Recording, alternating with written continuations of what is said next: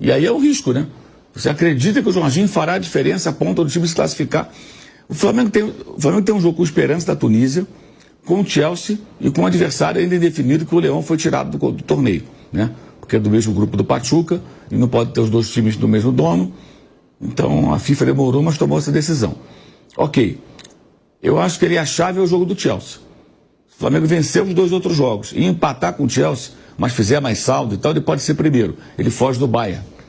Ele pode até avançar mais uma fase. Se pegar o Bayern, vai ser muito difícil, né? Chance, qualquer um tem aí de acontecer alguma coisa, mas a chance é bem difícil. Ela diminui muito. Ela pode chegar, pode avançar 2 fases. Uma fase acho que é obrigação passar. Pelo menos em segundo. Na outra fase, aí depende do adversário, do cruzamento, do momento do time.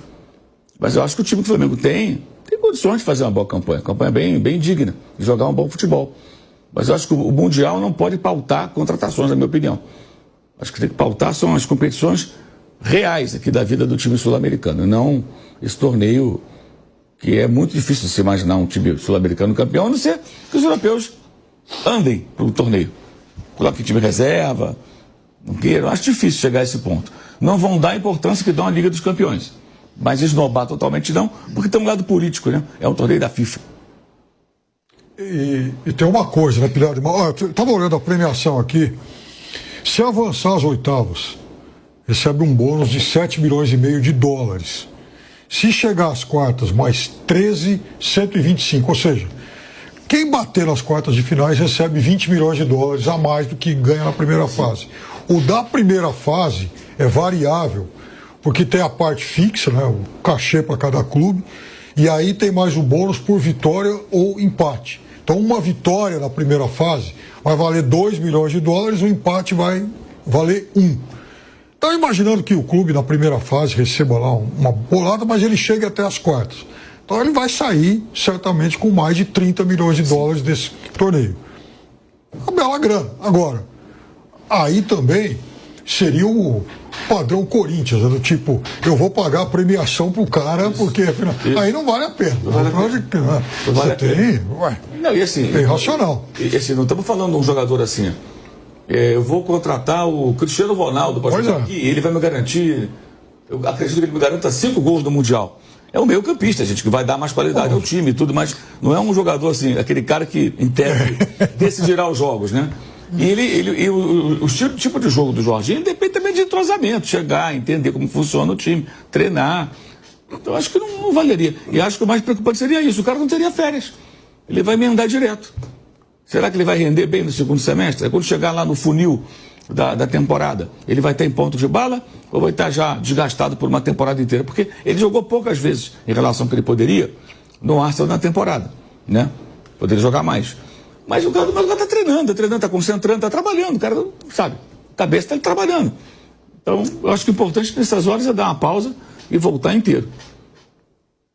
Agora, Flávio Prado, o Bruno Prado mesmo fala muito aqui que tem jogador no Brasil que recebe muito, mas que é supervalorizado. Jorginho é um caso diferente, né, Flávio? É um caso de jogador que é muito diferente para os padrões do futebol brasileiro. Se tiver fisicamente bem, eu sempre faço questão de dizer isso. Não adianta vir também por uma fortuna e não jogar, ficar mais no departamento médico do que em campo. Mas se tiver bem, vale o investimento, né, Flávio? Eu gosto muito do Jorginho, mas claro também que a gente sabe que já passou do melhor momento dele. Tanto é que ele é reserva no Arsenal, ou não joga todas as partidas, e ele no auge jogaria com o pé nas costas. Ele é um baita do jogador. Chegou a ser cogitado para ser o melhor do mundo, inclusive, num determinado momento. É um grande jogador.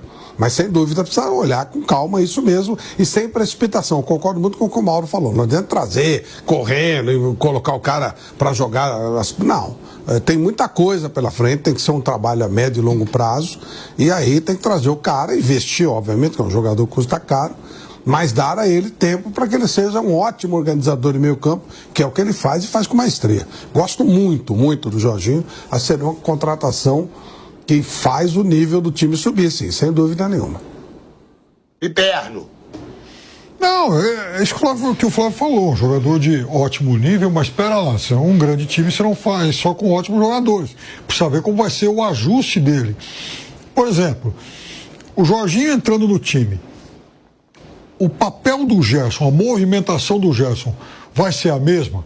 Eu não sei, pode ser que o Felipe Luiz peça um outro ajuste de movimentação entre os dois. Ele vai ser um jogador ainda tão eficiente, por exemplo, para o trabalho de contenção, porque a gente sabe que o Flamengo é um time com muitos jogadores de vocação ofensiva. Então precisa realmente alguém que se dedique mais a esse trabalho de preencher espaço, de fazer coberturas e tal. Ele, com uma temporada nas costas, né, sem férias, vai ser um jogador com condição física para isso? Até porque a gente está falando de um Mundial, né? Então, nesse caso, nesse hipotético cenário, ele estrearia um campeonato mundial, algo extremamente difícil. Como é que seria isso? Então, acho que assim, tem muito mais dúvida do que certeza.